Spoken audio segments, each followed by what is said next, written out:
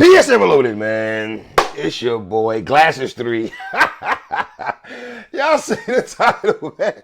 What's poppin', man? Say with me, y'all, man. Let's talk about it, man.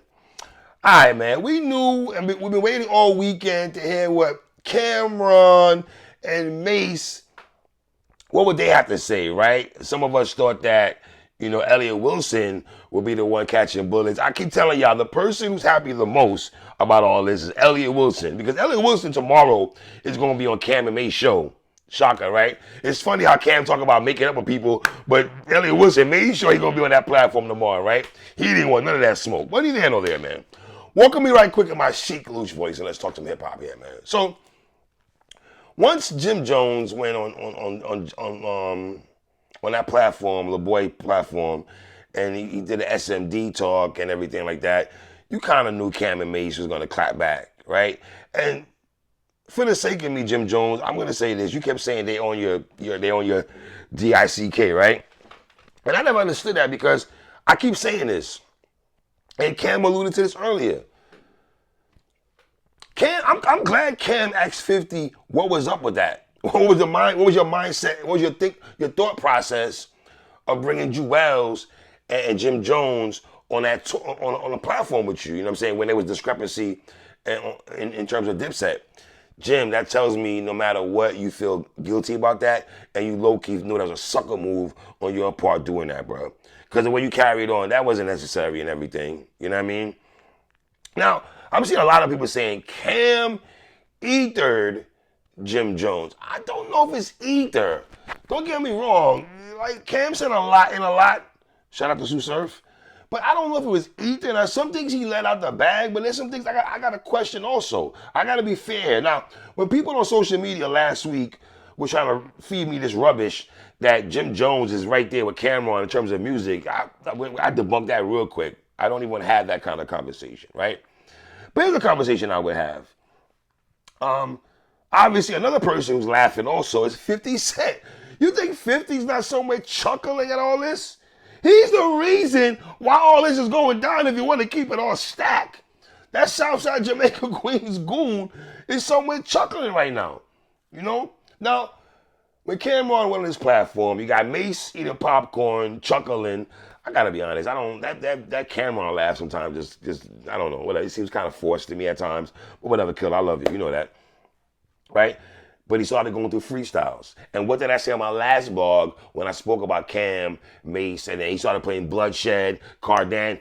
Jim Jones was not really in the fold like that. Us as hip-hop fans, I didn't know about Jim Jones till I see him doing cartwheels with Big Les and Cameron and them on Rap City back in the day. You feel me? And when he did Bout It with Master P and them outside, he had a verse on there. So we seen Jim's progression in music, right? Now, Cam said some things, man, I want to talk about here, man. He spoke about Jim, G-Moms passing away, and, Jim saying, yo, man, I heard the tapes and everything. I heard you guys bubbling. You can slide and chill if you want to. Cam's kind of making it sound like Jim was some groupie type nigga because he wasn't rapping. And why are we going to Jomo's house, calling him his government name or nickname, what they call him, Jomo? And I see some people feel that was disrespectful. I don't know. I'm going to take that, whatever. Now, is Jim Jones, some people say Jim Jones is jealous of the relationship with Cam and Mace. I don't know how I fully gauge that. There could be some truth into that.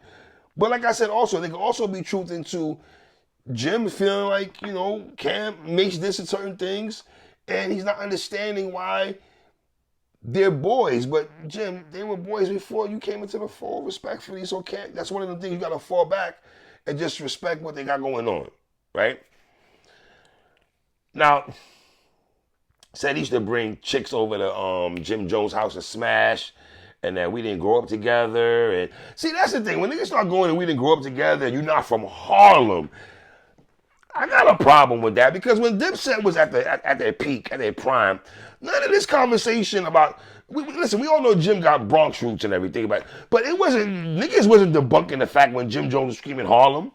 I'm from the days of the umad.net.com. You niggas probably don't know about that. When there was a library of Dipset shit, when Dipset was going to London, when Dipset was chilling at the club, when Dipset was chilling with them SAS niggas and shit in London. I'm from that era, right? So I come from there when Jim is in the back seat and Joel's rolling up trees and they're having a conversation. I'm from that. I remember that. But it's just so funny when niggas have discrepancies and issues with each other. Then you want to downplay niggas. You want to downplay what they meant to the crew. You want to downplay their position. You want to listen. Cameron, on the song That's Me, back on Sports, Drugs, Entertainment, Cameron did say, and I quote, Jimmy, I'm going to get you up out of 5H. Apartment building for niggas who don't know. Did Cameron do that? You feel me? So when you say we didn't grow up together and you was a fan, nigga, like you was a fan, like, you trying to sun him on the arms or some deodorant shit, you know what I mean? And maybe he was a fan. And what's wrong with being a fan of people that can rap and hip hop music? I'm a fan of a lot of people. So if somebody says I'm a fan, am I gonna get offended? But I understand how when niggas say it, they're trying to, it's coming from a negative connotation. They're trying to say you're some groupie shit, right? Because Cameron said, I don't know why we going to Jomo's house anyway. So Cam, was that your man's or was you using a nigga? Like, I gotta look at you kind of funny style also, my nigga. Like, what are you, proud because you use a nigga for his crib and smashing chicks at his crib? I mean, come on. That says a lot about your character. And I don't know how the niggas feel about you saying shit like that. Because you said, oh, Mace house, Cooler house, all these other niggas name dropping you doing. You niggas did more name dropping in Game today. The rapper Game. We're using them also. And I understand the old cliche, you can't be used. And I get all that, right? I get all that.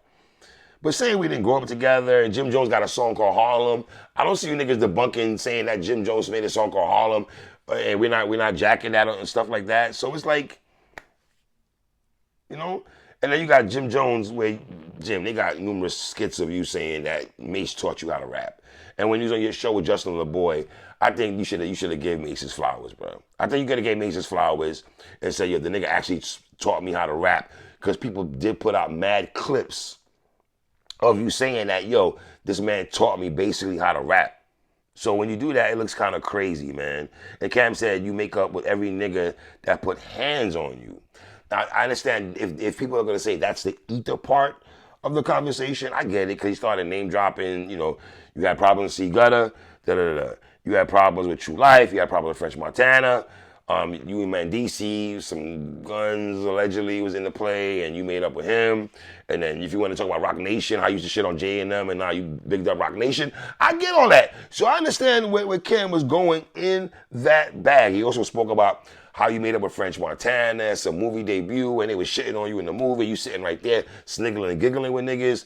So I understand if y'all want to go in that part of the dialogue between Cam. Mace ain't saying nothing. He just eating popcorn. Even though Mace did go on M-Rex show, we'll get into that in a minute, right?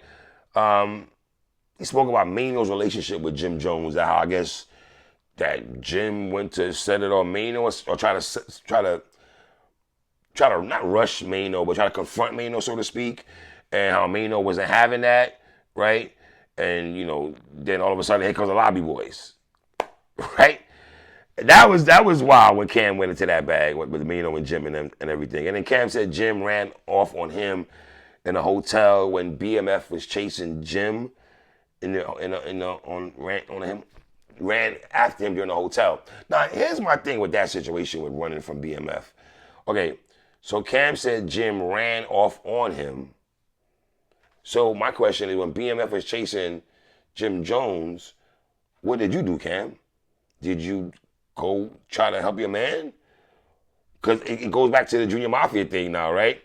When Junior Mafia, and you spoke about it yourself, Cam, about Lil C's and them, and Lil C saying that he put hands on you. And even though, Cam, you didn't really say that respectfully about the Lil C's thing, you didn't really say that with your chest out, my nigga. I'm going to keep it tall. You didn't really say with your chest out. You just kind of say, oh, C's, da-da-da. I'm just saying, my nigga, it just seemed like you wasn't confident talking about the Lil C situation, if there was a situation and shit like that. You didn't really seem confident in that, right? He spoke about Jaja, Max Speed, other cats, doing bids from hanging with Jim. When Cameron, this is the part when Cameron was like, wow, dog, he really went there. When he said tricking niggas, he said, Jim, you gotta stop tricking niggas out their freedom. Yo, Jim, I ain't gonna lie to you. Now that part was that was the haymaker to me. In all this conversation, that was the haymaker right there. I don't care about the Harlem shit and we used you for your crib and all that. Whatever. Niggas do that dumb shit all the time in the hood.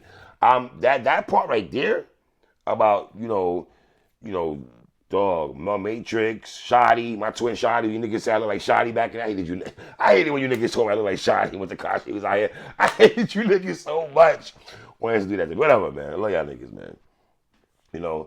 So when Cam went there, it was like, yo, you dig what I'm saying? Now, here's where it gets dicey what Cam's saying about tricking niggas out their freedom. Stay with me, y'all. The same way Mace told Cam when they was having a situation, how R.I.P. HUD 6, he said HUD 6, he said basically at the time Mace said that Cam was sending HUD 6 on dummy missions. And can say Mace did the same thing when Cam tried to come, save the nigga. You know what I mean? Like, you know what I'm saying? Like, yo, it's like the Spider-Man meme. Zzz, zzz, zzz, zzz, with Cam and Jim Jones, right? I ain't gonna front Cam. Niggas was out there saying you dressed like R. Kelly from TPR, man. I ain't 12-inch. Niggas said you was dressed like that, bro, like R. Kelly and shit, man. That was crazy. But you know what's funny though? The street niggas do the most talking. The street niggas do the most snitching. The street niggas do the most explaining. They do the most like this to me, the most chirping and telling on each other and acting bitchified. It don't be regular folks like us. It be the so-called street niggas. You feel me? Hey, and both of you niggas are older now, man. I don't want to hear about older niggas talking about, if you want to reminisce about shit that happened 20 years ago, I get it, Cam. You got a show coming up. You want to tell stories. Uncasa does that. Fat Joe loves doing that. I get all that, my nigga. But I ain't trying to hear about Cam. I see niggas say, oh, Cam and Jim got to shoot a fair one. Like, I don't know, man. Two old-ass niggas and shit. Like, and I ain't gonna lie to you. I thought Cam, he could have went harder at Jim. I'm gonna be real with you. To be honest with y'all, he could have went hard at Jim more than he did. I ain't gonna say he put the foot off the brakes a little bit. It was almost like when Geechee battled Tay-Rock. He gave a dope first round. Geechee did, and he kind of like fell back after that. Like, he ain't put his, got his foot off the gas and everything, man. But one thing, Cam, also that you did not respond to, and I wish you'd respond to this, was when Jim Jones made claims of him putting you onto Pink. I just want to know the backstory. Was that real or not, man? I know you said a lot, Cam, but I really wish you'd expound on that part. I just want to know how real that was, sir. You feel me? So I don't know, man. And then Mace went on an MREC show, and he tried to say that MREC TV, go to MREC TV on YouTube, and Mace called the show, and Mace basically is saying that he tried to get Cameron and Jim Jones on the phone together. For whatever reason, I don't know what's up with these niggas, man. It's funny, niggas will come into the game together and then just be, it's funny though, Jim Jones had a song called Frenemies, right? In the beginning of the song Frenemies, he's kind of talking to some shit though, and it's just funny out hearing that, and now we're here now, right? This is just... That's why I say the locks. This is why y'all niggas got your ass whooped in the verse. I'm gonna say it again, man.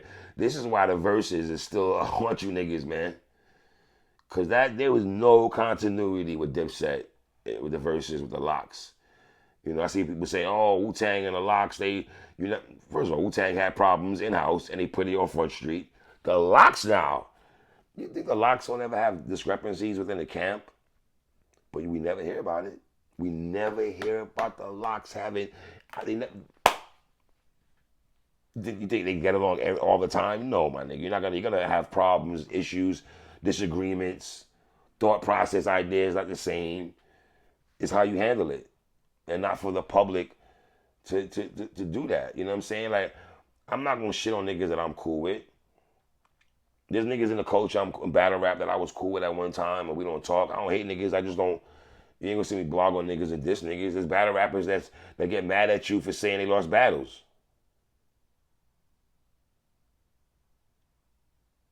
Right. There's battle rappers that get mad at you lost battles and then they don't want to come on the show no more. They be in their feelings. And I'll be like, damn, bro, it's just a battle. No one's discrediting your character as a man. That's why I tell you all the time, I have no problem telling somebody lost a battle. I'm not killing your character as a man. It's just a effing battle. If I think you lost a battle, that's it, bro. I ain't trying to kill niggas' characters, assassinate niggas' characters. You know what I'm saying? It's just if one battle rapper lost, you just lost. That don't mean I'm trying to play you out. There's no malice intent behind it. None of that shit. But niggas would take it like that. Believe me, boy, this culture here, but that's a different story for a different day. So I don't know, man. Niggas saying Dipset is over. Nigga, Dipset been over. Stop. Hey, dude, this Dipset is over. Dipset been over. Now, if you want to say this, put gasoline on it, whatever, fine now. Is Jim Jones going to respond? I don't know if he's going to do a video. He's going to do music. I don't know, my nigga. But I did find it interesting that Cam Mace ain't really say nothing. He just fell back and let Cam do his 1-2. Not saying that Cam need Mace to help him and shit like that. Because Cam, like I say all the time, Cam held his own against Jay, Nas, and 50. Whether you think he won or lost, that's a different story. But he held his own with those brothers and shit like that. So, you know, I don't know, man. Y'all leave comments on the bottom, man. Y'all tell me what y'all think, man. It's your boy 3.